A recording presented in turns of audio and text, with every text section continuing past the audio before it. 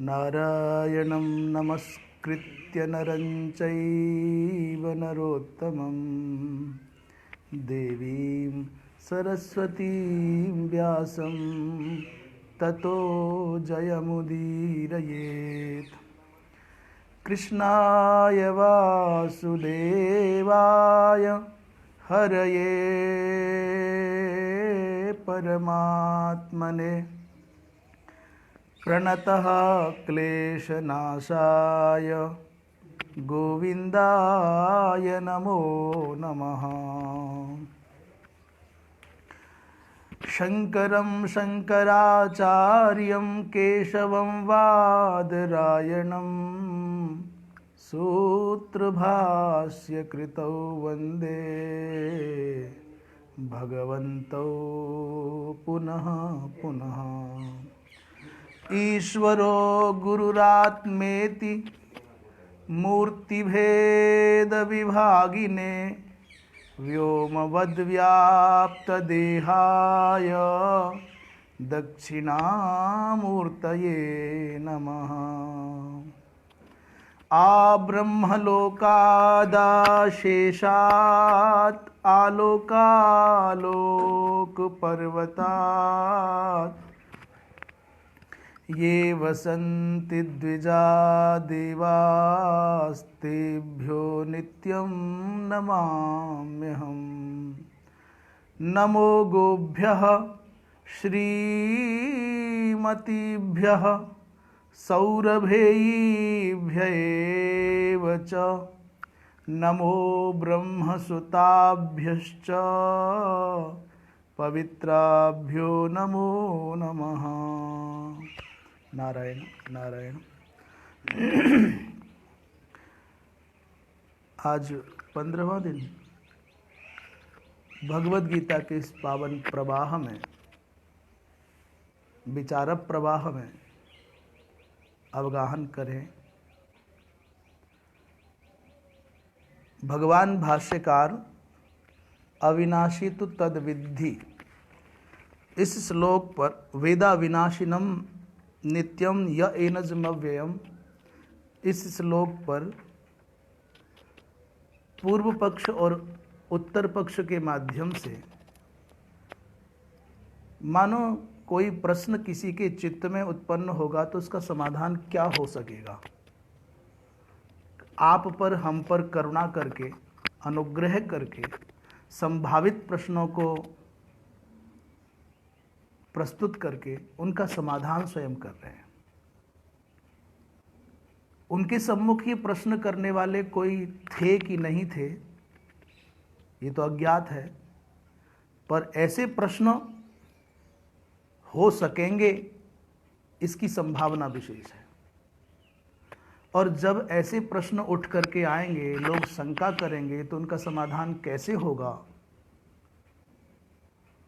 कौन करेगा इसका समाधान। इस दृष्टि से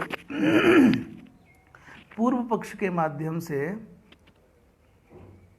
संभावित प्रश्नों को रखना, उठाना और फिर उनका समाधान करना, ये आचार्य की करुणा है, ये उनका अनुग्रह है।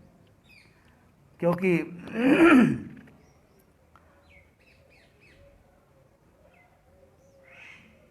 अत्यंत से अत्यंत गोपनीय से गोपनीय विषय को भी आचार्य नहीं छुपाते जब पात्र प्राप्त कर लेते हैं, अधिकारी प्राप्त कर लेते हैं। आरत अधिकारी जब पावही, गूढ़हु तत्वन साधु दुरावही। साधु आचार्य करुणापरायण होने के कारण आर्त अधिकारी प्राप्त करके गूढ़ से गूढ़ तत्व को भी प्रकट कर देते हैं, छुपाते नहीं हैं। उपदेक्ष्यन्ति ते ज्ञानम ज्ञानिनस् तत्वदर्शिनः तद्विद्धि प्रणिपातेन परिप्रश्नेन सेवया। तो गोपनीय से गोपनीय विषय को प्रकट करते यही। यद्यपि श्लोक का सामान्य अर्थ सब जानते ही हैं, ये बात भी इसलिए हम कह रहे हैं, कोई शंका करे कि शांकर भाष्य के माध्यम से एक ही श्लोक पर इतना आलोडन विलोडन, इतना मंथन, इतना विचार विनिमय आवश्यकता क्या है? उस प्रश्न को, संभावित प्रश्न को समझ करके हमें उत्तर दे रहे हैं। करुणा के कारण आद्य भगवत पाद जगत गुरु शंकराचार्य जी ने ऐसा किया। कल प्रश्न चल रहा था, कल प्रसंग था ज्ञानी और अज्ञानी कौन है। बार बार विद्वान और अविद्वान शब्द का प्रयोग हो रहा था। तो यद्यपि हमने स्पष्ट कर दिया था कि ज्ञानी का तात्पर्य है जो आत्मा को अकर्तृत्व और अभोक्तृत्व और एकत्व के भाव से जानता है। यहाँ प्रसंग में उन्हीं को ज्ञानी कहा है, उन्हीं को विद्वान कहा है।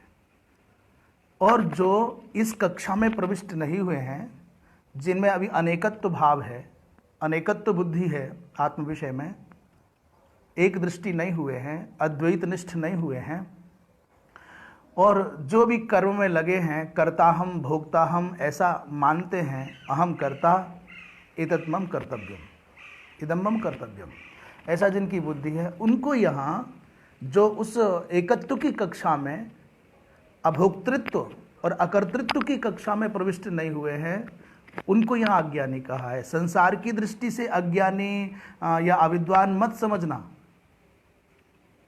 विविदिशा से यही इन सब कर्मों के संपादन के अनंतर जब ये कामनाओं की बयार थम जाएगी, संकल्प वृत्ति रुक जाएगी और अनेकत्व का जो भ्रम था वो निवृत्त हो जाएगा, एकत्व का अनुभव हो जाएगा, तो यही व्यक्ति उस विज्ञानी की कक्षा में प्रविष्ट हो जाएगा। इसलिए ऐसा शंका नहीं करना कि ज्ञानी माने लोक सिद्ध जो ज्ञानी माने जाते हैं, लोक सिद्ध जो अज्ञानी माने, वैसा नहीं है। इसी बात को स्पष्ट कई प्रकार से किया था और हमारे अत्यंत प्रिय अंकुर नागपाल जी ने भी इस विषय में विभिन्न स्थलों से भगवान भाष्यकार के वचनों को प्रस्तुत करते हुए बहुत अच्छा किया। वो 3 स्थानों से उन्होंने वचन उद्धृत किए।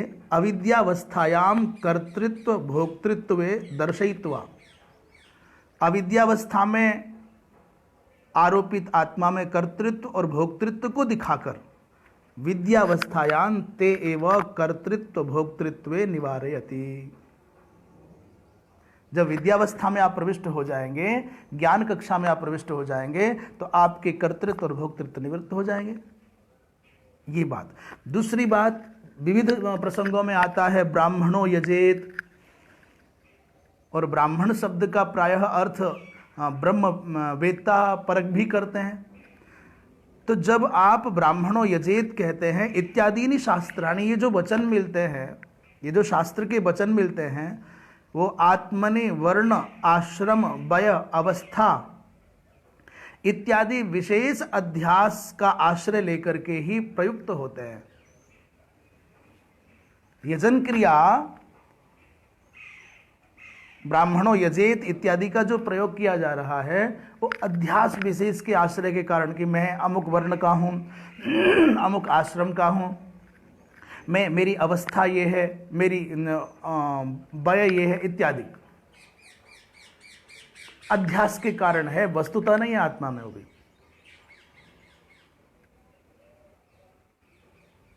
अच्छा, एक और प्रसंग बहुत अच्छा उठाया, उद्धृत करके दिया, तस्मात्, और बहुत व्यवहारिक है इसलिए ध्यान से सुनने योग्य है।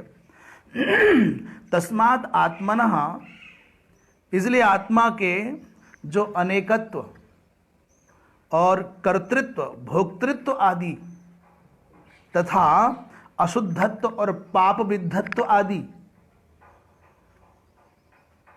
जो आत्मा के अंदर आरोपित किए गए हैं कि ये अनेक है, कर्ता है, भोक्ता है, ऐसा जो माना जाता है, अशुद्ध है, ये पाप विद्ध है, ऐसा जो आरोपित करते हैं आत्मा के अंदर, इसी भाव को लेकर के उपादाय लोक बुद्धि सिद्धम कर्माणि विहितानि, जिन जिन लोगों के चित्त में ऐसी ऐसी वृत्तियों का उदय होता है, उन्हीं की लोक सिद्ध ये सब देखने में आता है। साहब बहुत पाप हो गए, हम तो बहुत बुरे हैं, हमसे बहुत अनर्थ हो गए, इसके शोधन का उपाय क्या है? तो यद्यपि नित्य शुद्ध बुद्ध चैतन्य स्वरूप आत्मा में ये कदापि संभव नहीं है। जैसे शब्द गुणकम आकाशम, ये शब्द गुणक आकाश, सर्वव्यापक आकाश में बादलों से, धूल से कुछ असर होने वाला नहीं है, परंतु धूल के प्रभाव से, बादलों के प्रभाव से अथवा धरती की अथवा सरिताओं की प्रतीक्षाया के कारण कभी आकाश नीला, कभी पीला, कभी काला या कभी लाल दिखता है। यद्यपि आकाश में सब है नहीं, पर आरोपित करने पड़ते, कर लिए जाते हैं, करते ही हैं लोग। इतने विशाल सूर्य को बादल का छोटा सा टुकड़ा ढक लेता है और हम मानते हैं घनच्छन्न मर्कम, ये घनच्छन्न मर्क है, जबकि होता क्या है, बोले घनच्छन्न दृष्टि होता है। घनच्छन्न मर्कन्न घनच्छन्न दृष्टि, ये घनच्छन्न दृष्टि के कारण हम घनच्छन्न मर्क मानते हैं, सूर्य मानते हैं। एक उंगली से अपना ये कर लो साहब, हम चाहे तो एक उंगली से सूर्य को छुपा सकते हैं, पर होता क्या, दृष्टिबाध होता है, सूर्य का बाध नहीं होता।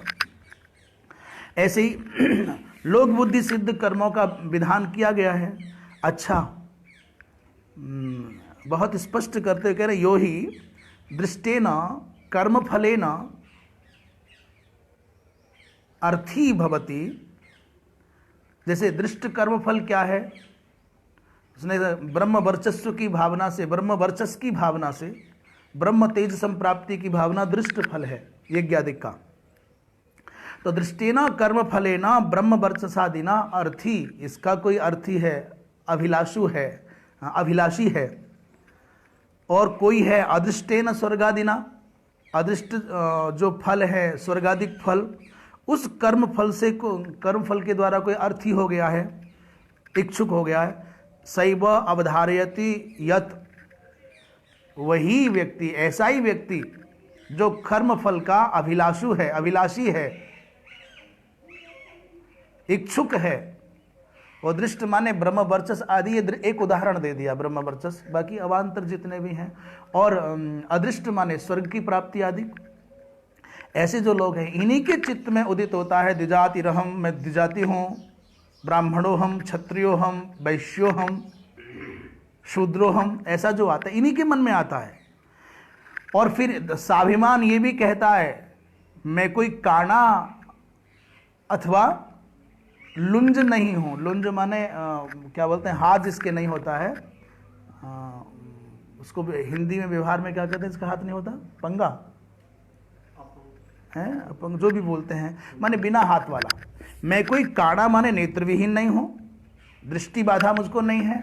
भाई होमादिक में तो दृष्टि और हाथ दोनों चाहिए ना, तो मैं ना तो नेत्र भी दृष्टि विहीन हूँ, न कुणित्व माने मेरा हस्त भी विकृत नहीं है, अर्थात मैं मेरे नेत्र, मेरी दृष्टि भी और मेरे क्रिया संपादन के हेतुभूत जो दृष्टि और हाथ है दोनों स्वस्थ हैं, अच्छे हैं। तो अनधिकार प्रयोजक धर्मवान नाहम। यज्ञाहुति में नेत्र विहीन, हस्त विहीन व्यक्ति को अक्षम मान करके, अथवा ये दोष हैं, इन दोषों से युक्त व्यक्ति को अनधिकारी मान करके निषेध किया गया होगा, किया गया है। तो कह रहे हैं कि भाई मैं तो वैसा नहीं हूं, जो अनधिकार प्रयोजक धर्म है उनसे मैं युक्त नहीं हूं। कौन से, बोले काणत्व और कुणितत्व। इत्यात्मानम अधिकारिणम मत्वा, स्वयं को अधिकारी मान करके, यहां आत्मानम का अर्थ है स्वयं को, अधिकारिणम मत्वा प्रवर्तते कर्मसु, वो कर्म में प्रवृत्त होता है। सैवाधिक्रियते कर्मसु इति अधिकार विदो बदंती, और ऐसे ही लोगों के लिए कर्मों का विधान है, ऐसा अधिकार को जानने वाले महापुरुषों का कहना है। तो धन्यवाद देते हुए भाई अंकुर जी को आगे बढ़ें। प्रसंग चल रहा था कि जो बात हम कह रहे हैं, भगवान शंकराचार्य कह रहे हैं कि जो बात हम कह रहे हैं यही बात तथाच पुत्राय आह भगवान व्यासः, वेद व्यास जी महाराज ने अपने पुत्र सुखदेव जी को यही बात कही। क्या, बोले द्वाविमौ अथ पंथानौ, दो पथ हैं और वो दो कौन कौन से हैं? बोले क्रिया पथश्चैव पुरस्तात् और पश्चात संन्यासश्च। पहले गुरुकुल से अध्ययन करके आए, वेदाध्ययन कर लिया मंत्र भाग को, और उसके वाक्य भाव को माने वाक्य भाग माने मीमांसा को भी जान लिया, उसके अर्थ का विचार अर्थात तो धर्म जिज्ञासा करके उन्होंने धर्म जिज्ञासा अर्थात वेदार्थ का बोध हो गया, तो अग्निहोत्र आदि करेंगे विवाहित होकर के, क्योंकि बिना बिना विवाह संस्कार के यज्ञादिक संपन्न नहीं हो सकते। पत्र नो यज्ञ संयोगे। अब कोई प्रश्न करेगा कि ब्रह्मचारी तो नित्य हो आहिताग्नि होता ही है, वो ब्रह्मचर्याश्रम में जो होम की विधि है वो एक कर्तृ की है, वो नित्य है, परंतु नैमित्तिक और पत्नी संयोग से जन्य जो यज्ञादिक है उसको एकाकी नहीं कर सकते। बहुधा इन विषयों पर विचार चला। परम श्रद्धेय धर्म सम्राट स्वामी श्री करपात्री जी महाराज और परम श्रद्धेय अनंत श्री विभूषित पूज्य श्री कृष्णबोधाश्रम जी महाराज, इन दोनों महापुरुषों के चित्त में भारतवर्ष की स्वतंत्रता से पहले पराधीनता के पलों में, पराधीनता के क्षणों में कराहती बिलखती हुई भारतीय जनता को देख करके लोग अपने अपने ढंग से भारत की स्वतंत्रता के लिए प्रयत्न कर रहे थे। तो एक साधु, एक महात्मा, एक आध्यात्मिक विधा को जानने वाला वो क्या करे? वो अन्यों के समान आंदोलन करे, वो अन्यों के समान हिंसादिक करे, ये तो संभव नहीं है। तो उन्होंने पूज्यपाद धर्म सम्राट स्वामी श्री करपात्री जी महाराज ने उस समय के जितने भी बड़े बड़े धुरंधर विद्वान थे, बड़े बड़े उच्च कोटि के संत महामनीषी थे, परम श्रद्धेय श्री ब्रह्मानंद सरस्वती अनंत श्री विभूषित पूज्य श्री सदगुरुदेव परंपरा के हमारे मूर्धन्य पूज्य श्री ब्रह्मानंद सरस्वती जी महाराज, पंडित श्री अखिलानंद जी महाराज, माधवाचार्य जी महाराज आदि आदि अनेक, उत्तर भारत से लेकर उत्तर से लेकर दक्षिण तक, पूर्व से लेकर पश्चिम तक समग्र भारतवर्ष के विद्वानों का एक सम्मेलन हुआ। उससे विचार हुआ कि जैसे कुछ लोग आंदोलन आदि के द्वारा भारतवर्ष की आज़ादी के लिए प्रयत्न कर रहे हैं, हम साधु संत भी कुछ करें। और वो क्या हो? बोले महायज्ञ के द्वारा ऐसा कोई भी संकल्प नहीं है, मनोरथ नहीं है जो पूर्ण ना हो। इसलिए बहुत विलक्षण यज्ञ हुआ। अब बात हुई यज्ञ हुआ, संसाधन भी जुट जाएंगे। मंत्र बल, विशुद्धतम मंत्र बल की दृष्टि से बड़े विलक्षण महापुरुषों को, अग्निहोत्रियों को, सबको बुलाया गया। उस समय जिन महापुरुषों ने उस यज्ञ का दर्शन किया, उनका तो कहना था कि न भूतो न भविष्यति। ये अतिशयोक्ति भी हो सकती है। फिर किसी ने कहा कि महाराज युधिष्ठिर के अनंतर संभवतः ऐसा यज्ञ नहीं हुआ। फिर किसी ने कहा ये भी अतिशयोक्ति होगी, तो कहा कि संभवतः विक्रमादित्य, महाराजा विक्रमादित्य के बाद में ऐसा यज्ञ नहीं हुआ। तो जो भी हो, पर जिन परिस्थितियों में भारतवर्ष की पवित्र धरा पर, यमुना के तट पर दिल्ली में वो यज्ञ हुआ, इंद्रप्रस्थ की भूमि पर यज्ञ हुआ, वो अपने आप में बहुत विलक्षण। उसका कारण क्या? तो कहा भाई आचार्य बहुत अच्छे हैं, द्रव्य भी हमको पवित्र मिल जाएगा, धनी मानी जनों का सहयोग भी मिल जाएगा, पर यजमान अच्छा नहीं हुआ तो कार्य सिद्धि नहीं होगी।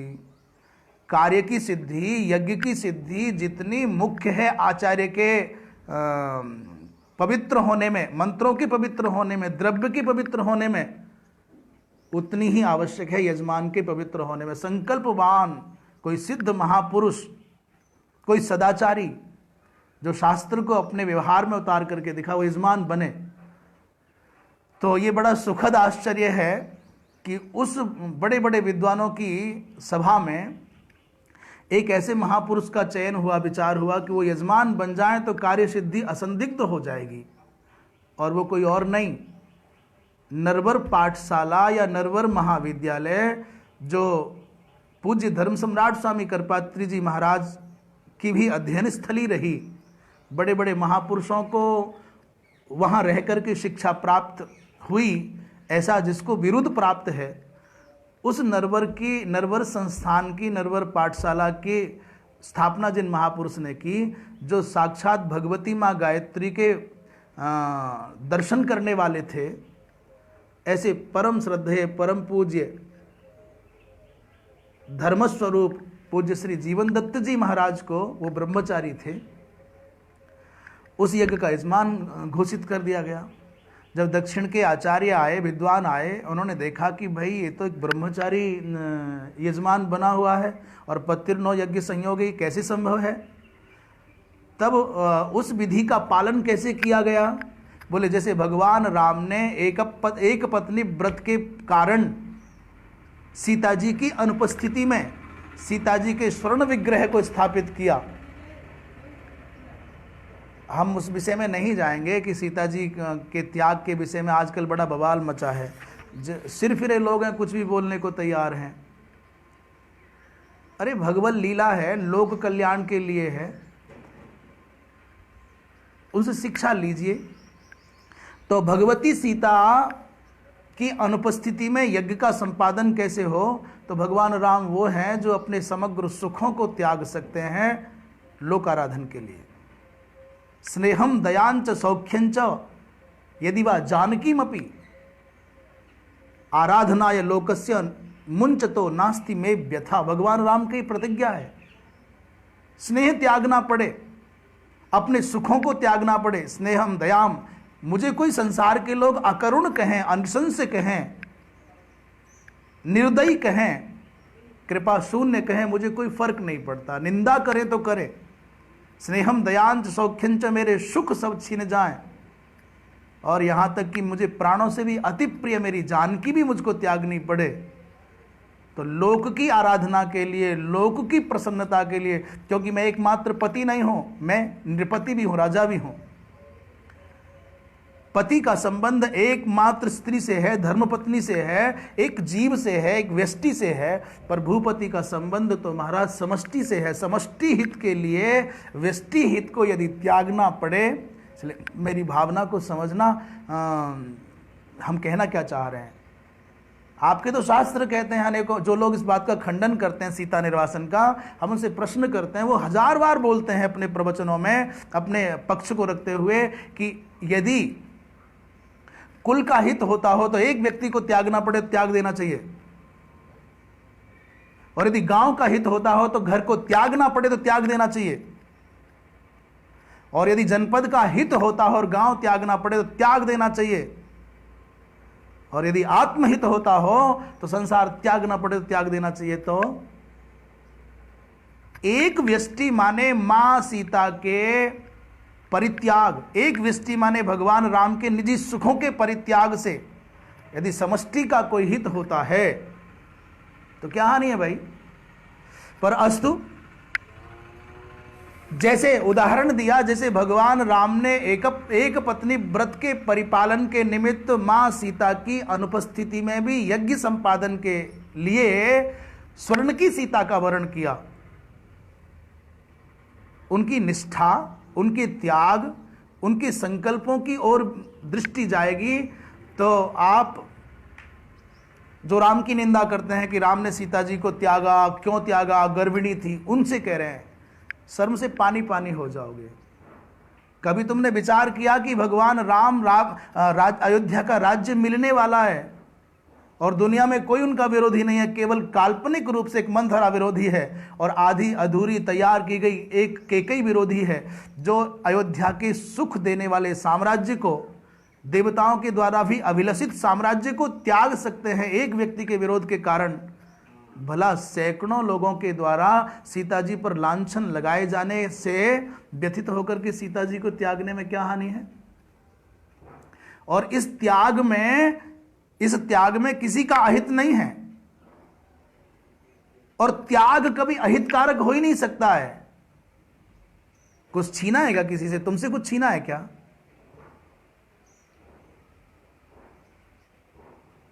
उस राम के बारे में विचार करो कि जिसने एक मंथरा, एक दासी को इतना महत्व दिया है, उसके कहने से राज्य को त्याग दिया, वन में चले गए।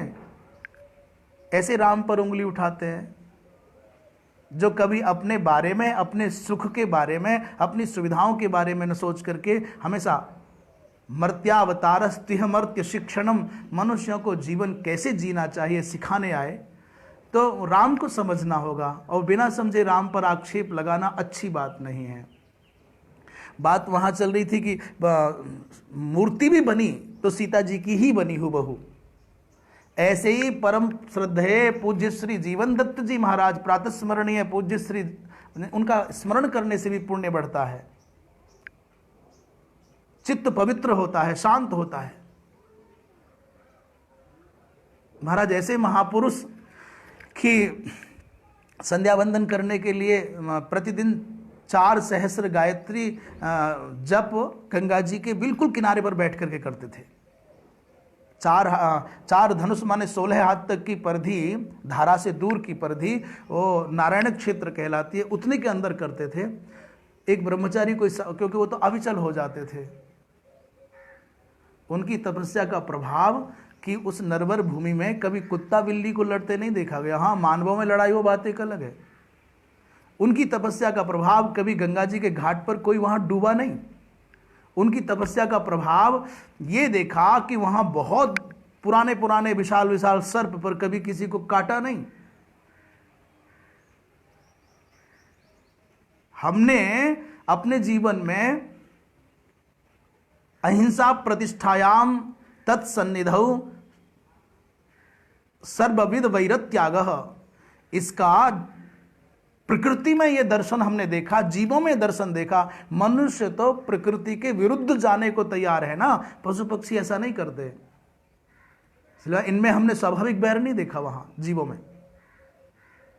वो भूमि बड़ी पुण्यमयी भूमि, ऐसे ऐसे दिव्य महापुरुषों के द्वारा वहां साधना की गई, तो वो तो अविचल हो जाते थे। फिर कोई बोध नहीं कि कोई आया कोई गया।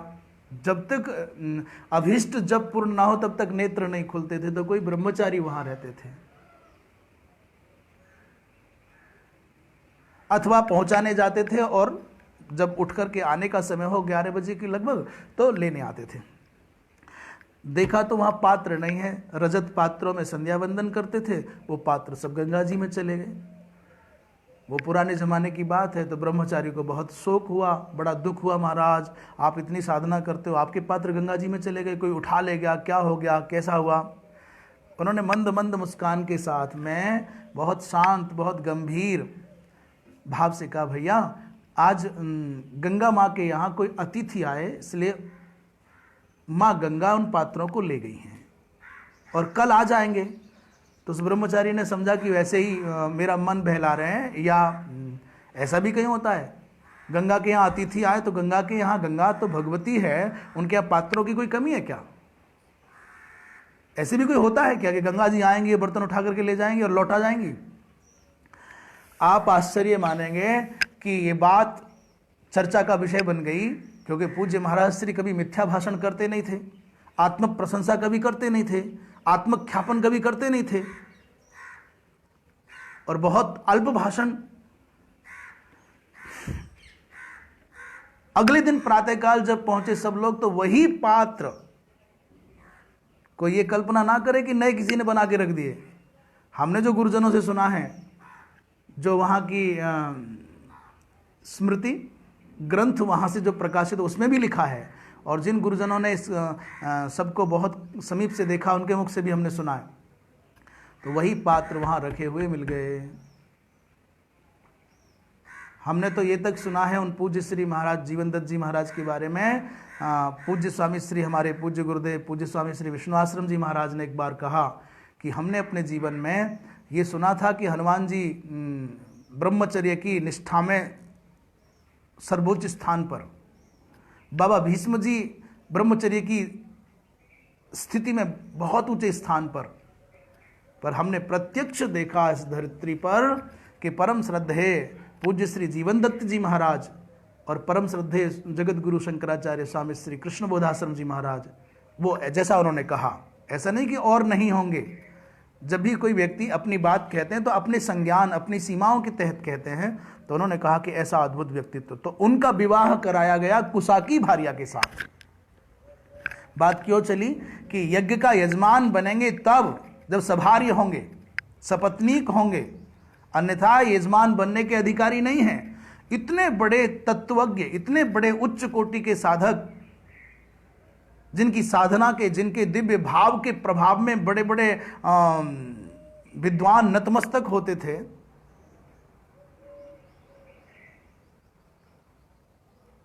उनको भी अनधिकारी मान करके कुसाकी भार्या के साथ विवाह हुआ, विधिवत हुआ, और तब यजमान बने।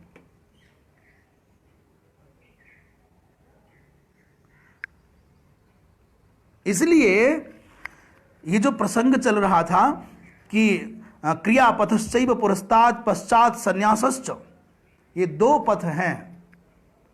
अग्निहोत्रादि करके उस कक्षा में प्रविष्ट हो जाएं। ये कर्म भी चित्त शुद्धि के लिए आवश्यक है। चित्त शुद्धि में ही ज्ञान का उदय होता है। इसलिए छोटा बड़ा न करके ये कक्षाओं का भेद है। लगातार जो पथिक चल रहे हैं, यात्री चल रहे हैं, इस दृष्टि से बार बार कहा जाता है। इसलिए वेदव्यास भगवान ने क्रियापथ के संपादन करने पर, कर्म के संपादन करने पर चित्त शुद्धि हो जाएगी और शुद्ध चित्त में ज्ञान का उदय हो जाएगा। तब सर्व कर्म संन्यास का भाव उदित होगा। तब उसके लिए कुछ कर्तृत्व शेष नहीं रह जाता है। ये बात कही। एतम एव विभागम पुनः पुनः दर्शयिष्यति भगवान। भाष्यकार कह रहे हैं कि इसी भाव को, इसी दो निष्ठाओं के विभाग को, कर्म निष्ठा को और ज्ञान निष्ठा को, योग निष्ठा को और सांख्य निष्ठा को बार बार भगवान दर्शयिष्यति माने दिखाएंगे। अतत्ववित्तु अहंकार विमूढ़ात्मा कर्ता अहम इति मन्यते। जो तत्ववेत्ता नहीं है, जो इस तत्व को नहीं जान पाया है, अच्छा ये कोई मोहर नहीं लगती कि ज्ञानी हो गया, ये अज्ञानी है। ये कोई विश्वविद्यालय डिग्री नहीं देगा। ये कोई संस्था खड़े होकर के प्रसाद की तरह से कार्ड नहीं बांटेगी, प्रमाण पत्र नहीं बांटेगी। ये कोई सरकार बुला करके इनको अमुक विभूषण है, इनको अमुक विभूषण है, ऐसा अलंकरण नहीं बांटेगी। ये संभव भी नहीं है। ये तो अंदर की आवाज है, ये तो अंदर की ध्वनि है। तो जो अतत्ववित है, तत्व माने ब्रह्म और त्व प्रत्यय हो गया माने ब्रह्मत्व। जो उस ब्रह्मत्व को नहीं जानता है, जो तत्व को नहीं जानता है और अहंकार से विमूढ़ आत्मा वाला है, विमूढ़ भाव वाला है, वो अपने आप को कर्ता मानता है। कर्ता हम इति मन्यते। परंतु तत्ववेत्ता के चित्त में क्या होता है? तत्त्ववित्तु न अहं करोमि न अहं भोक्ता। दोनों में ये विभाजन हो गया, ये विभाजक रेखा है। इधर खड़े होकर के जो कहता है अहंकार से प्रेरित होकर के कि मैं करता हूं, तो उसके लिए सारे कर्मों का विधान है, उसी के लिए स्वर्ग नरक है, उसी के लिए पाप पुण्य है। और जो तत्ववेत्ता है नाहं करोमि एकत्व अनुपश्यतः कह शोकः कह मोहः एकत्व अनुपश्यतः। जो सर्वत्र एक दृष्टि वाले, उनके लिए कौन कर्तव्य शेष है? तथा च सर्व कर्माणि मनसा संन्यस्यास्ते इत्यादि। उसी के लिए कहा गया है सर्व कर्मों को मन से त्याग कर वो अवस्थित रहते हैं। अब यहाँ पर भगवान भाष्यकार कह रहे हैं कि तत्र केचित पंडितम मन्या। बहुत रोचक प्रसंग है, हमको तो बहुत आनंद आ रहा है, आपका मन जाने कि जब भी पूर्व पक्ष की बात आ रही है तो उस समय पूर्व पक्ष के रूप में उत्तर माने वेदांत का सिद्धांत चर्म पक्ष है, सिद्धांत पक्ष चर्म है, और मीमांसा माने वेदांत को इसलिए उत्तर मीमांसा कहते हैं, और जो कर्मकांड का नियोजन करती है, विधान करती है, वो पूर्व मीमांसा है। तो पूर्व मीमांसा और उत्तर मीमांसा कहें अथवा मीमांसा और वेदांत कहें, ऐसा। तो पूर्व पक्षस्थाः मीमांसकाः तेषां कृते कि तत्र केचित पंडितम मन्या। कुछ पंडितम मन्या माने पंडितम मन्य कहते हैं आत्मानं पंडितम मन्यन्ते इति। वो अपने आप को स्वयं ही पंडित मानते हैं, होते नहीं। और जो खुद को मान रहा, स्वयं को मान रहा है, वो होगा नहीं। जो ये कहता है मेरे जैसा कोई सुंदर है, इस धरती पर वो बहुत भोला व्यक्ति है। जो ये कहे ताल ठोक करके, छाती पर हाथ मार करके, जंघा पर हाथ मार के कहे कि मेरे जैसा कोई योद्धा है, वीर है, तो समझ लेना दुनिया में इससे ज्यादा भोला ढूंढ करके लाओगे तो मुश्किल मिलेगा। और जो अपनी मूछों पर ताव दे करके, छाती तान करके मेरे जैसा विद्वान कोई है, भाई इस संसार में एक से बढ़कर के एक है। तो केचित पंडितम मन्या बदंती, कहते हैं कि जन्मादि षड्भाव विकार रहितः अस्ति जायते विपरिणमते वर्धते विपरिणमते अपक्षीयते नश्यति इत्यादि षड्भाव विकारों से रहित, अविक्रिय माने विकार रहित, अकर्ता माने कर्तृत्व भाव शून्य, एक भी अहम आत्मा इति न कस्यचित् ज्ञानम उत्पद्यते। एक भी कोई धरती पर मिल जाए कि मैं नित्य शुद्ध बुद्ध अकर्ता अविकारी आत्मा हूं, एक भी कोई व्यक्ति मिल जाए जिसके मिलने पर अहम आत्मा इति कस्यचित् ज्ञानम उत्पद्यते, जिसके चित्त में ज्ञान उत्पन्न हो कि मैं अकर्ता हूं, अभोक्ता हूं, अविकारी हूं, यस्मिन सति, उसके मिल जाने पर सर्वकर्म संन्यास उपदिश्यते, तो सर्वकर्म संन्यास का उपदेश उसको करें। पर दुनिया में कोई है ऐसा क्या? आप स्वयं से पूछ लो, हम पूछ लें, दुनिया में ऐसा कोई मिलेगा ही नहीं, असंभव। एक भी मिल जाए तो लाओ, उसको सर्वकर्म संन्यास का उपदेश देंगे। तो अब लगा कि साहब उत्तर नहीं दे पाएंगे भाष्यकार भगवान शंकराचार्य। बात बड़ी जोर की है, कोई आए हमारे सामने बोले कि हम ऐसे हैं। तो भगवान भाष्यकार ने कहा कि व्यक्ति लाने की आवश्यकता क्या है? शास्त्र में भगवान कृष्ण स्वयं कह रहे हैं कि न जायते म्रियते वा कदाचित। शास्त्र के बल से सिद्ध हो रहा है कि नहीं होता, तो भगवान क्या मिथ्या बोलेंगे? और तुमको भगवान कृष्ण की वाणी पर भरोसा नहीं है तो किसकी बात पर भरोसा करोगे? फिर तुम्हारी बात ही क्यों सुनी जाए? ना, ऐसा नहीं कह सकते। न जायते इत्यादि शास्त्रोपदेशात, शास्त्रोपदेश अनर्थक्यात। यदि आपकी बात को मान लिया जाएगा तो भगवान की वाणी, शास्त्र के वचन अनर्थक होने का भय हो जाएगा। शास्त्र में लिखा है तो अवश्य है, क्योंकि भ्रम, प्रमाद, कर्णापाटव और विप्रलिप्सा, भ्रम प्रमाद विप्रलिप्सा कर्णापाटवादि माने भ्रम के कारण, प्रमाद के कारण और विप्रलिप्सा के कारण, और कर्णापाटव माने इंद्रियों की अदक्षता के कारण व्यक्ति में भ्रम हो सकता है, व्यक्ति में दोष आ सकते हैं। ये 4 प्रकार के दोष आ सकते हैं। परंतु जो पौर्वापरी के ज्ञाता हैं, त्रिकालज्ञ हैं, ऐसे ऋषियों की वाणी में और स्वयं भगवान साक्षात अखिल ब्रह्मांड के अधीश्वर भगवान की वाणी में क्यों भ्रम रहेगा? इसलिए खबरदार, ऐसा नहीं कहा जा सकता। और तर्क दे रहे हैं। पहली बात तो ये है कि विषयाभावात, दूसरा मानाभावात। वो 2 पक्ष दिए मीमांसकों ने, विषयाभावात और मानाभावात। ऐसा व्यक्ति नहीं मिलेगा, उसमें कोई प्रमाण ही नहीं है। तो विषयाभावात की बात कर रहे हैं, न जायते म्रियते वा कदाचित, ये शास्त्रोपदेश अनर्थक हो जाएगा। दूसरी बात कह रहे हैं, यथा च शास्त्रोपदेश सामर्थ्यात। एक प्रश्न किया मीमांसकों से, मीमांसकों की ही दृष्टि में, पूर्व पक्षी से, पूर्व पक्षी के ही स्तर पर बात की। एक बात बताओ, तुम धर्म को मानते हो, धर्माचरण को मानते हो, परलोक को मानते हो? उन्होंने कहा मानते हैं।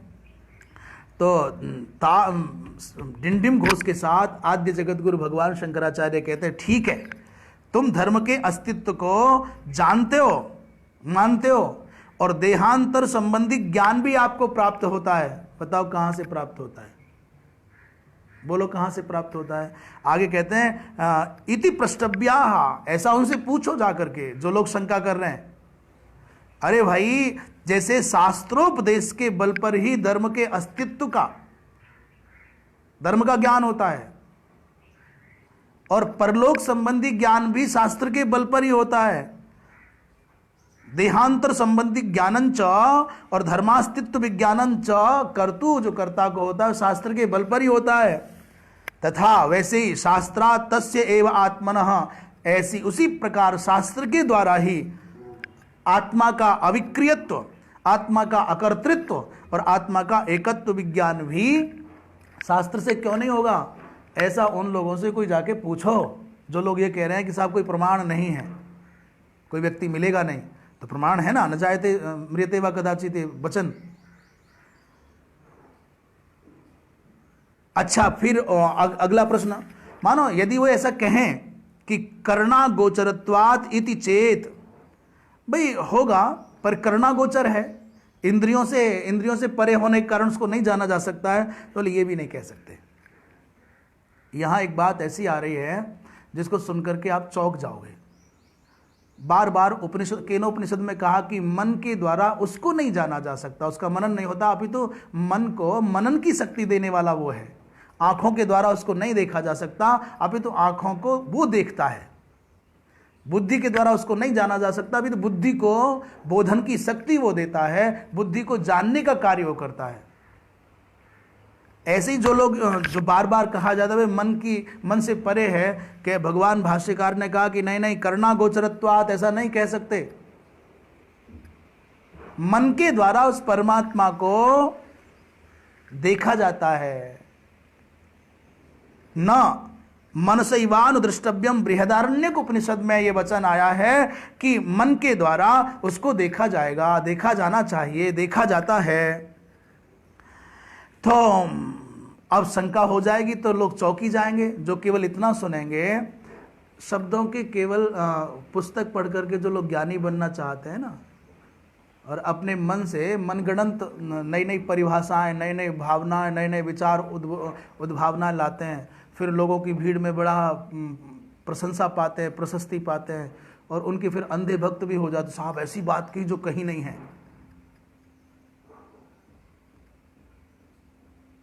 भगवान भाष्यकार कहते घबराओ मत, हाँ मन से भी दिखेगा, पर कैसे मन से? बोले इति श्रुते शास्त्राचार्योपदेश सम दम आदि संस्कृतम मन आत्मदर्शने करणम। मन के द्वारा भी आत्मसत्ता को, ब्रह्म सत्ता को देखा जा सकता है। कैसे? बोले जब मन शास्त्र और आचार्य के अनुशासन में रहे। याद रखना, ये मिक्स करने वाले, सर्वधर्म संभाव करने वाले कल एक भैया हैं, अब मैं बड़े संकोच के साथ, मुझे कम अच्छा लगता है, मैं बातों पर विचार कम करना चाहता हूं। वो हैं तो शर्मा जी, और नाम उनका ऋषिराज है। ऋषिराज शर्मा जी ने कल 10 दिन तक उन्होंने कहा कि हमने गीता सुनी, यद्यपि भगवान जाने कि मैं कैसा सुनाने वाला हूँ और वो कैसे सुनने वाले हैं, पर उन्होंने कहा कि भाई 10 दिन तक हमने गीता सुनी, बहुत अच्छा लगा, पर आज आपने किसी व्यक्ति को टारगेट करके जो कहा है उसको सुन करके उनको बहुत आघात लगा, बहुत दुख पहुंचा। और 10 दिन की गीता का श्रवण करना, वो एक शब्द के कारण, एक दिन की कुछ बात के कारण वो सब उड़ गया। उन्होंने जो कृतार्थता का अनुभव किया, प्रसन्नता का अनुभव किया 10 दिन तक गीता सुन करके, वो एक दिन के किसी विषय के कारण, अब वो कितना सही और कितना गलत है ये तो निर्णय समय करेगा, वो तो शास्त्र करेगा, वो परमात्मा का न्याय करेगा कि कौन सही कौन गलत है। पर हमने ये कहा कि शास्त्र के अनुशासन में जो बोलता है वही आचार्य प्रमाण है।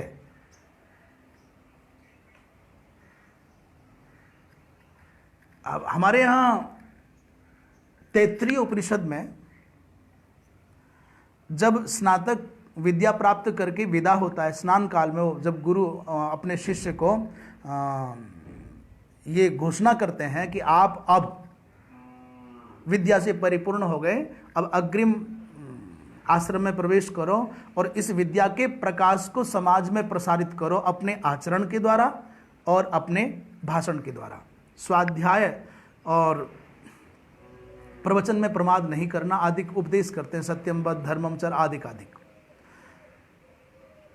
मातृदेवो भव, पितृदेवो भव, अतिथि देवो भव, इतना सुंदर उपदेश देकर के विदा करते हैं। जो विद्या तुमने प्राप्त की है उस विद्या की सुगंध को, उस विद्या के सौंदर्य को, उस विद्या की उपादेयता को तुम समाज में सिद्ध करके दिखाओ, समाज का लोक मंगल करो। इन सबको कहते हुए आचार्य वहां कहते हैं कि यानी अस्माकम सुचरितानि तानि एव त्वया उपास्यानि। सुनो, मैं आपको स्पष्ट कहता हूं, जो मेरे सुचरित हैं, सुचरित माने शास्त्र के द्वारा अनुमोदित आचरण हैं, वही तुम्हारे द्वारा उपास्य हैं, स्वीकार्य हैं, अनुकर्तव्य हैं, अनुचरणीय हैं, अनुकरणीय हैं। और जो से भिन्न हैं, इतराणी ना, मेरे आचरण को भी, मेरे भाषण को भी, मेरी बात को भी, मेरे विचार को भी तब प्रमाण मानना जब वो शास्त्र के सिद्धांतों से अनुप्राणित हो, अनुशासित हो। इस भारतवर्ष के ऋषि का हृदय इतना विशाल है, अपने विद्यार्थी से वो कह सकता है कि तुम्हारे लिए गुरु प्रमाण नहीं है, तुम्हारे लिए आचार्य प्रमाण नहीं है, तुम्हारे लिए शास्त्र प्रमाण है। और हम सनातन धर्मी, हम सनातन धर्म को मानने और जानने वाले स्पष्ट घोषणा करते हैं कि वेद के विरुद्ध आकर के यदि भगवान भी कुछ बोलेगा तो भगवान भी हमको स्वीकार्य नहीं है। ऐसी सनातन धर्म की पावन परंपरा में, सिंह बनाने वालों की परंपरा में, ये श्रृगालों का अनुसरण करने वाले और ब्राह्मण कुल में पैदा होने वाले, संध्या वंदन तुम्हारा कर्तव्य है, वेद पढ़ना तुम्हारा कर्तव्य है, और तुम अली मौलाओं का अनुसरण करोगे।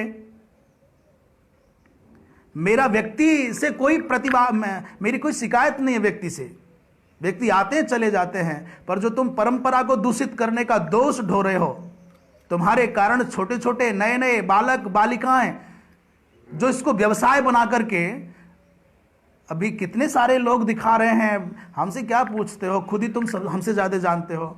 ये नई पीढ़ी को बर्बाद करने का, कुमार्ग पर चलाने का दोष जिसको लगता है, उसको तुम स्वीकार करोगे आचार्य के रूप में? अंधों का अनुसरण करने वाला जैसे स्वयं कूप में जाता है, वैसे ही आचार्य वो आदर्श होना चाहिए जो शास्त्र के अनुशासन में रहे। कौन से शास्त्र में लिखा है, कौन सी रामायण में लिखा है, वो मानस हो या वाल्मीकि हो या अध्यात्म हो या आनंद हो या अद्भुत हो या काकभूषुंडीकृत हो, कौन सी रामायण में लिखा है, कौन सी पुराण में लिखा है कि ये करो, मिक्स करो? अरे तुमको कोई और अपनी दुकान चलानी है, कोई और अपना विचार पनपाना है, कोई और संभाव निकालना है, तो अलग करो ना, अलग आयोजन करो। फिर मैं कहूं हमारा व्यक्ति से विरोध नहीं, हमारा प्रवृत्ति से विरोध है, और इस तरह के कदाचार में जो लिप्त होगा उसको कभी क्षमा नहीं किया जाएगा। और भाई अपने धर्म को समझो, अपने स्वभाव के अधीन होकर के, मैंने राग से पीड़ित होकर के, भैया ने कहा कि साहब आपको क्या है, क्या बोलते हैं, आंखों को बीमारी हो जाती है, हमको कहा कि भाई मोतियाबिंद है। हमने कहा भाई ठीक है, होगी, धन्यवाद तुमने बता दिया मोतियाबिंद है। मुझे बहुत हंसी भी खूब आई कि व्यक्ति डॉक्टर नहीं है तो कैसे पता है कि मोतियाबिंद है, पर उन्होंने बताया तो मैंने धन्यवाद भी दिया उनको। फिर मैं आपको एक बात बताऊं, मैं नाम भी लेना नहीं चाहता। ये तथाकथित जितने भी विचित्र लेख हैं या जो भी तैयार हो गए हैं, कोई एक है सुभान अल्लाह गा रहा है, वो ये जो नकल कर रहे हैं उन्हीं की, क्या फर्क पड़ता है? ये कहने वाले वहीं से प्रमाणित, वहीं से सब ऊर्जा मिल रही है, वहीं से सीख रहे हैं। आपको भगवान ने बड़ा बनाया है। मैं फिर एक बात कहूं, धरती पर कोई माई कलाली सिद्ध करके दिखा दे कि चिता के फेरे लेने, चिता के की अग्नि की परिक्रमा करना ये समाज सिद्ध है, शास्त्र सिद्ध है, लोक सिद्ध है, इससे किसी का भला होगा क्या? ये जो फितूर मन में बैठ गया है ना, मुझे जो नहीं जानते वो भी जान जाएं, ये गाली देंगे तो भी मेरी चर्चा होगी, ये जो नहीं पचती है प्रतिष्ठा, प्रशस्ति और प्रसिद्धि, तो व्यक्ति ऐसे ही उच्छृंखल होता है। हमारे यहाँ यही कहा है, आचार्य को भी अनुशासित होना चाहिए। आचार्य अनुशासित नहीं होगा तो उसकी शिष्य परंपरा, उसका अनुवर्तन करने वाले लोग ऐसी कुमार्ग पर जाएंगे। इसलिए जिन भैया ने ऐसा, यद्यपि मेरा आपका कोई परिचय तो था नहीं और अभी भी शायद नहीं है, और मेरा आपका कोई द्वेष भी नहीं है, मेरा आपका कोई बंटवारा भी नहीं है। मैं ऋषिराज जी से कह रहा हूँ, ऋषि आपका नाम ऋषि भी है, उसमें भी आप ऋषियों के राजा हैं, उसमें भी आप शर्मा हैं, तो आप बहुत अच्छे हैं। और आपने एक दावा भी कैसा 20 साल तक कुछ सुन रहे हैं कहीं से, तो मुझे बहुत आश्चर्य लग रहा है कि मेरा आपका कोई परिचय नहीं, मैंने आपके बारे में कुछ कहा नहीं, और किसी व्यक्ति को, किसी प्रवृत्ति को और किसी कदाचार को इंगित करके कहा तो मैंने किसी का नाम लिया नहीं। और परेशानी होती तो वहां होनी चाहिए थी, तुमको क्यों भाई? एक गृहस्थी हो, कहीं और सुनते थे, वहां से जो अच्छा मिला वहां से ले लिया आपने, कहीं और अच्छा मिलता है वहां से ले लो, पर इतने क्यों आंख बंद कर लिया आपने कि साहब मेरे पिताजी जो भी करेंगे सब स्वीकार्य है, जिनको मैं देवता मान लिया हूं वो चाहे कुछ भी करेगा स्वीकार्य है, और जिनको नहीं मानता हूं वो थोड़ा सा भी चूक कर जाएंगे तो मैं पकड़ करके लिपट जाऊंगा, चढ़ बैठूंगा।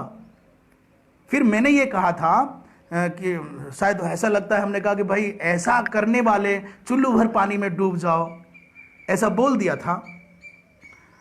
हो सकता है कड़वा लग गया हो, और बोला भी इसलिए जाता लग जाए तभी तो ठीक होगा आदमी, दवा लगेगी नहीं तो ठीक कैसे होगा? ये बेचैनी बता रही है कुछ गड़बड़ है। तो मैंने तो कभी नहीं कहा कि पानी लेके आऊंगा तब डूबो। जहां जो लोग हैं वहां चुल्लू भर पानी नहीं है क्या? और चुल्लू भर पानी का मतलब चुल्लू भर पानी होता है क्या? अभिधार्थ का पता नहीं है, लक्ष्यार्थ का पता नहीं है, व्यंग्यार्थ का पता नहीं, और पकड़ करके बैठ गए कि तुम में सामर्थ्य है, तुम सन्यासी हो, तुम साधु हो, तो पानी लेके आओ, हमको डुबाओ, फलाना करो।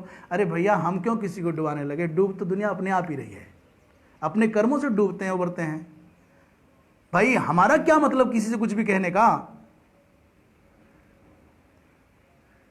कृपया ये जो बात पकड़ करके आप बैठ गए ना, हमने कब कहा कि हम पानी लेके आएंगे तब डूबा जाएगा? यदि कहा हो तो आप पकड़ लो साहब। हमने आपका नाम लिया हो, आप जिनको मान रहे हैं आदर्श उनका नाम लिया हो, और सुनो ऐसा कोई भी करेगा ना तो उसका विरोध ही होगा। बात आज आपके कान तक पहुंच गई है इसलिए मान लीजिए, बाकी तो कदाचार का तो विरोध करना ही चाहिए। जो मौन हो जाते हैं ना अत्याचार को देख करके, भीष्म नहीं बचे। अन्याय का समय पर विरोध न करने के कारण उस पाप के भाजन बाबा भीष्म जैसे महापुरुष को भी मिला। अधर्म का साथ और संरक्षण देने के कारण भीष्म को भी धराशायी होना पड़ा, तो फिर और तो कौन किस खेत की मूली है? उनके जैसा ना योद्धा, उनके जैसा ना भक्त, ना उनके जैसा ज्ञानी, ना उनके जैसा अनुभवी, तो और तो बेचारे क्या गिनती में आते हैं। अधर्म का समर्थन करने वाला, अधर्म का पक्ष लेने वाला, अधर्म का पोषण करने वाला भी अधर्म करने वाले के बराबर ही पापी होता है। और ये बात हम नहीं बोल रहे, धर्म बोल रहा है, ये बात शास्त्र बोल रहे हैं। इसलिए जो तुम्हारे हाथ, जो लूटना चाहो लूट लो, पुण्य कमाना है, पाप कमाना है। तो यद्यपि ये बात हम यहां भी चल गई तो चल गई। मन के द्वारा आत्मा का दर्शन होता है। बोले वो कैसा मन हो? बोले शास्त्र और आचार्य के उपदेश के द्वारा, शास्त्र के अनुशासन में और आचार्य के अनुशासन में जिस मन को शम और दम का संस्कार मिल गया है, जो शम और दम से संयुक्त है, ऐसा मन आत्मदर्शन में कारण है। मन के द्वारा परमात्मा का दर्शन संभव नहीं है। कब तक? जब तक वो विषयासक्त है। पर जैसे ही इस मन को आपने आचार्य और शास्त्र के अनुशासन में रह करके उनके अनुसार जीवन को परिमार्जित करके स्वधर्म का पालन करके शम और दम संयुक्त बना लिया, संस्कृत बना लिया, तो ये मन माने ऐसे मानो, एक बार पहले भी चर्चा हो गई कि जैसे पानी में प्रतिबिंब देखना है, पानी में चेहरा देखना है, तो पानी का साफ और शांत होना जरूरी है। शांत और साफ पानी में जैसे अपना चेहरा दिख जाता है, साफ नहीं होगा, शांत नहीं होगा तो नहीं दिखेगा, ऐसे ही मन भी शास्त्र और आचार्य के अनुशासन से समदम संस्कृत हो जाए, स्वच्छ और शांत हो जाए, तो इसी चित्त के आईने में, इस चित्त के दर्पण में आप अपने सत्य को जान पाएंगे। अच्छा, तथा च अधिगमाय अनुमाने आगमे च सति ज्ञानम न उपपद्यते इति साहसम एतत्। भगवान भाष्यकार कह रहे हैं कि आत्म अधिगमाय तत् अधिगमाय, ज्ञान प्राप्ति के लिए, तत् अधिगमाय माने तत् उस ज्ञान की प्राप्ति के लिए, अनुमाने सति अनुमान प्रमाण के रहने पर, और आगमे सति माने शब्द प्रमाण के रहते रहते, अनुमान भी है और शब्द प्रमाण भी माने आप्त पुरुषों आप्त वचन भी है, और इतना होने पर भी एवं आगमे जो सति, ऐसा होने पर भी यदि ज्ञानम न उपपद्यते, ज्ञान उत्पन्न नहीं होगा, ऐसा कह रहे हो तो ये बहुत बड़े साहस की बात है, बड़े दुस्साहस की बात है। यदि अनुमान और शब्द के द्वारा भी ज्ञानोत्पत्ति नहीं होगी, ये ऐसा तुम कह रहे हो, तो बड़े दुस्साहस की बात है, फिर कैसे होगी? यहाँ तो इस विषय में अनुमान भी है, शब्द भी है। ज्ञानंच उत्पद्यमानम तद विपरीतम अज्ञानम अवश्यम बाधते इति अभ्युपगंतव्यम। और अपना पक्ष रखते हुए कह रहे हैं, स्पष्ट कर रहे हैं, ज्ञानम च उत्पद्यमानम, ज्ञान जैसे उत्पन्न होगा तो निश्चित रूप से तद विपरीत जो अज्ञान है उसकी बाधा हो ही जाएगी। उदाहरण कैसे? ऐसा अभ्युपगंतव्यम माने ऐसा तो मान ही लेना चाहिए, ऐसा स्वीकार नहीं होगा। तम प्रकाशवत, अंधकार का साम्राज्य तब तक रहता है जब तक प्रकाश की किरण नहीं आती। रात्रि के, अमावस की रात्रि के घने काले अंधकार को देख करके भयभीत व्यक्ति सोचता होगा शायद इतना घना अंधेरा कैसे मिटेगा, पर जैसे ही बाल दिवाकर की माने प्रातःकालीन सूर्य की अरुणिम प्रभा जैसे ही पूर्व दिशा का स्पर्श करती है, वो अंधकार कहाँ चला जाता है? लाखों करोड़ों वर्षों का घना अंधकार अपना साम्राज्य जमा करके किसी कोठरी में बैठा हो और ये दावा करता हो कि मेरा कोई अंत नहीं कर सकता, तो हम आपको सत्य बता दें, एक छोटा सा टिमटिमाता हुआ दीप यदि वहाँ पहुँच जाएगा तो वो अंधेरा चाहे करोड़ों वर्षों का हो, चाहे कितना ही विराट क्यों ना हो, असत्य, दंभ, पाखंड, अहंकार, अन्याय कितना भी ताकतवर क्यों ना दिखता हो, पर सत्य की एक छोटी सी किरण भी वहां पहुंच जाएगी तो उसको विनष्ट करके रख देगी। रावण के विषय में भी यही था, उसकी शक्ति अनुपम, उसकी सामर्थ्य अनुपम, उसकी सत्ता अनुपम, उसकी संपत्ति अनुपम।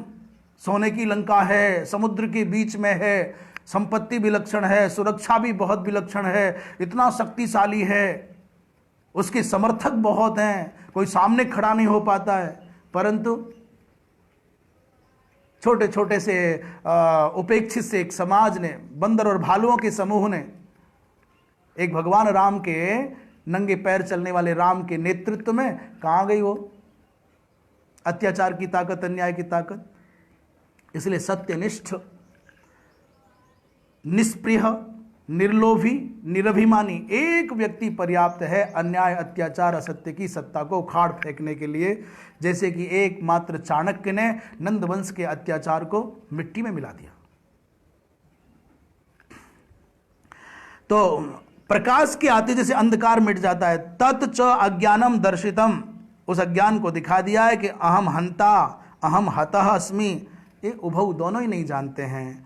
यदि अत्र च आत्मनो हनन क्रियाया कर्तृत्व और कर्मत्व और हेतु कर्तृत्व ये अज्ञानकृत हैं।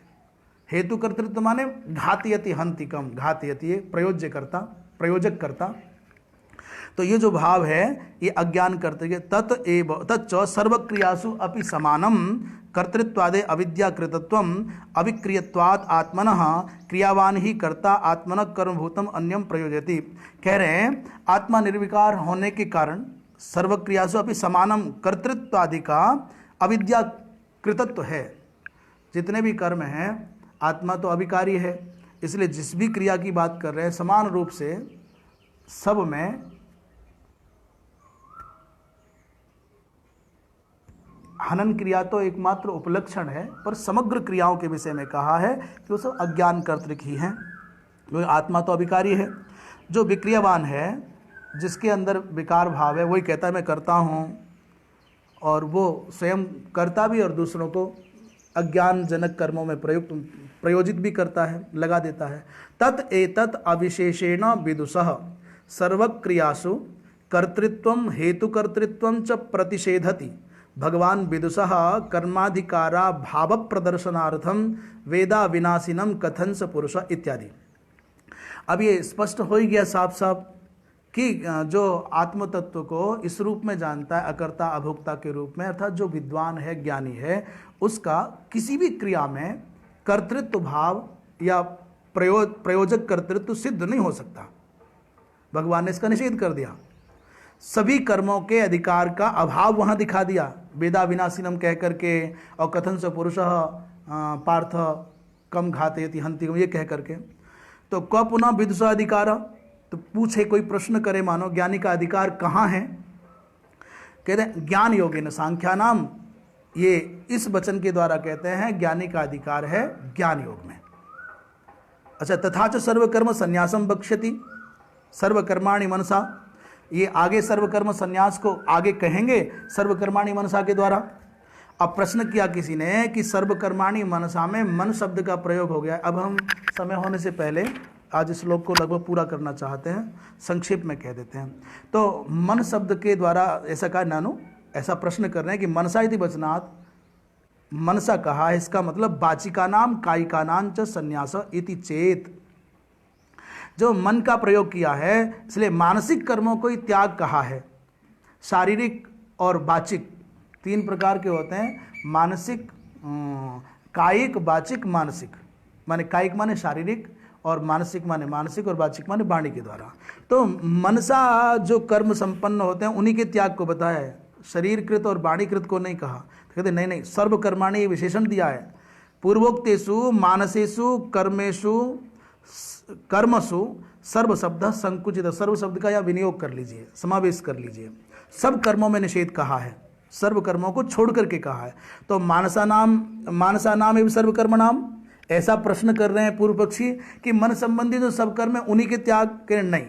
मनोव्यापार पूर्वकत्वात् बाघ काय व्यापाराणाम मनोव्यापारा भावे तदनुपत्ते। कह रहे हैं भाई, जो आप कह रहे हो केवल मन के द्वारा संपद्यमान जो सब कर्म है उन्हीं के त्याग की बात है। बोले नहीं, मन के बिना तो शारीरिक और वाचिक कोई कर्म हो ही नहीं सकते, इसलिए सब के लिए कहा है। तो अच्छा, दूसरी बात करें, शास्त्रीयाणाम वाक्काय कर्मणाम कारणानि मानसानि वर्जयित्वा अन्यानि सर्वकर्माणि मनसा संन्यसेत इति, ऐसा कहें तो शास्त्र विहित जो कायिक वाचिक कर्म हैं उनके कारण रूप जो मानसिक कर्म है उनके सिवा सबका हम मन से संन्यास करना मान ले तो कह रहे ये भी ठीक नहीं है। न एव कुर्वन्न कारयन इति विशेषणात्, साफ साफ भगवान ने कहा है न करता है न कराता है। तो इस विशेषण से समझ लेना चाहिए। अब प्रश्न कर रहे हैं सर्वकर्म संन्यास अयम भगवता उक्तो मरिष्यतो न जीवित, जो सर्वकर्म संन्यास का विधान भगवान कर रहे हैं वो जो मरिष्यमाण है, मुमूर्षु है, जो मरने के लिए तत्पर है उसी के लिए है, जीवित रहने वाले के लिए नहीं है। तो कह रहे नहीं, भगवान शंकराचार्य ने कहा ऐसा भी नहीं, नवद्वारे पुरे देही आस्ते इति विशेषण की अनुपत्ति हो जाएगी। नवद्वारे 9 दरवाजों वाले शरीर रूपी घर में वो जीव रहता है, इस विशेषण की अनुपत्ति हो जाएगी। कहते हैं नहीं सर्वकर्म संन्यासेन मृतस्य, जिसने सर्वकर्म का संन्यास कर दिया है और वो मर गया है, तद देहे आसनम संभवती, उसका इस शरीर में रहना संभव नहीं है। तो कहते देह में नहीं रहे, देहे संन्यस्य इति संबंधो न देहे आस्ते, ऐसा कर लो। तो ऐसा उस वाक्य में जो शरीर में संन्यस्य, देहे संन्यस्य ऐसा संबंध बना लो। शरीर में संन्यस्य माने स्थापयित्वा, निक्षिप्य, देहे आस्ते ऐसा मत करो, देह में रह करके मत करो, पर देह में रख करके कर लो। कहते हैं नहीं, ऐसा भी नहीं कह सकते। क्यों? बोले आत्मा सर्वत्र है और अविकारी है, ऐसी अवधारणा है। आत्मा की जब आत्मा पर विचार हुआ, आत्मा की सत्ता पर, तो यही कहा कि आत्मा निर्विकार है, आत्मा सर्वत्र समान रूप से विद्यमान है। और जो आसन क्रिया आप कहते हो आस्ते, तो ये आसन क्रिया तो साकांक्ष है, ये तो अधिकरण को चाहती है, अधिकरण सापेक्षत्वात्, अधिकरण के बिना तो रहना संभव नहीं है। जबकि तत् अनपेक्षत्वाच्च संन्यासस्य, संन्यास को अधिकरण की आवश्यकता नहीं है। संन्यास रहना नहीं, संन्यास त्याग है। संपूर्वक संपूर्वः तु न्यासः शब्द इह त्यागार्थो न निक्षेपार्थ। संन्यास पद का जो अर्थ है, न्यास पद का जो अर्थ है, संपूर्वक न्यास पद का अर्थ वो त्याग है, न कि निक्षेप। तस्मात् इसीलिए गीता शास्त्र में आत्मज्ञानवान का संन्यास में अधिकार है, कर्म में नहीं। आत्मज्ञानवतः माने षष्ठी का एक वचन, आत्मज्ञान संपन्न व्यक्ति को संन्यासे एव अधिकार, संन्यास में अधिकार है, न कर्मणि, कर्म में अधिकार नहीं है। इति तत्र तत्र उपरिष्टात् आत्मज्ञान प्रकरणे दर्शयिष्याम। ये आगे आगे जब विषय चलता जाएगा तो पृथक पृथक आत्मज्ञान प्रकरण में दिखावेंगे। अब आगे प्रश्न कर रहे हैं कि प्रकृतं तु वक्ष्यामः तत्र आत्मनः अविनाशित्वं प्रतिज्ञातं तत् किम इव उच्यते। कह रहे अब ये जो विषय है इसका वर्णन आगे होगा। आत्मा को आपने अविनाशी कहा था,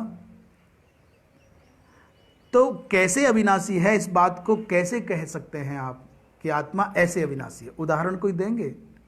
बस आपने कह दिया कि आत्मा अविनाशी है, तो केवल प्रतिज्ञा से तो वस्तु सिद्ध होती नहीं। केवल कह दिया कि आत्मा अविनाशी है, तो कैसे अविनाशी है, कोई दृष्टांत देंगे?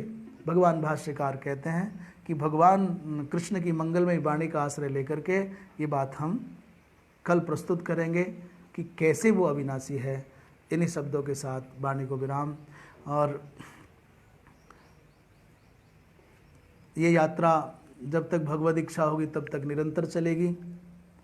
भगवान कृपा करे कि जब तक गीता समग्रतया पूर्ण ना हो तब तक यात्रा ना रुके। इसी के साथ सबके प्रति मंगल भावना। सर्वे भवन्तु सुखिनः, सर्वे सन्तु निरामयाः, सर्वे भद्राणि पश्यन्तु, मा कश्चित् दुःख भाग् भवेत्। पूर्णमदः पूर्णमिदं पूर्णात् पूर्णमुदच्यते, पूर्णस्य पूर्णमादाय पूर्णमेवावशिष्यते। हर हर महादेव।